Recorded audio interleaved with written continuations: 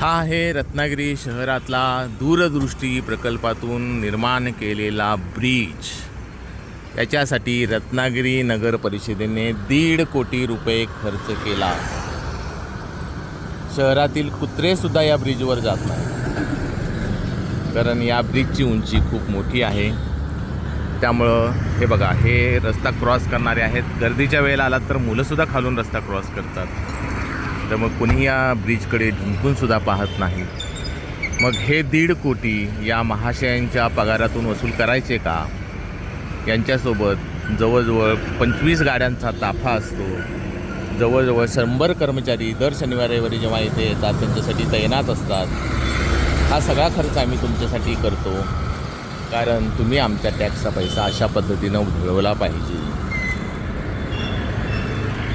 तर हा आमच्या टॅक्सचा पैसा आहे, आम्ही मालक आहोत, तुम्ही नोकर आहात, ही जाणीव तुम्हाला कधी होणार आहे?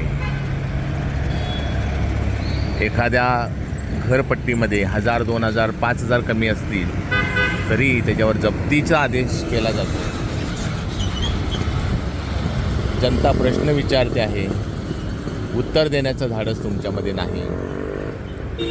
तुमचं मार्केटिंग, तुम्ही दाखवत असलेली प्रगती ही फक्त कागदावर आहे।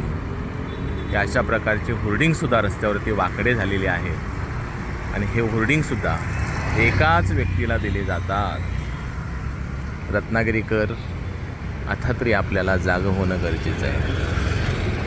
आम्ही कुठल्याही व्यक्तीच्या विरोधात नाही आहोत, तर आम्ही आहोत की 20 वर्षामध्ये एक साबण विकणारा व्यक्ती अब्जोपती झाल्यानंतरसुद्धा त्याचं पोट भरत नसेल, आम्ही ह्या प्रवृत्तीच्या विरोधात आहोत।